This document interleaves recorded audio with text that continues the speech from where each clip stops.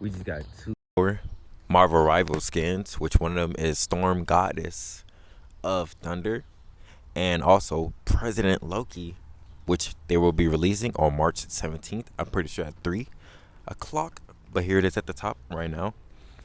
And that President Loki skin looking fire. I don't play Loki, so I'm not going to be copying him. But if they do bring the Moon Knight skin from the show, Disney Plus show, I will be buying that. So yeah, if you guys are excited, let me know in the comments, and I'll see you guys later. Peace out. Have a good one.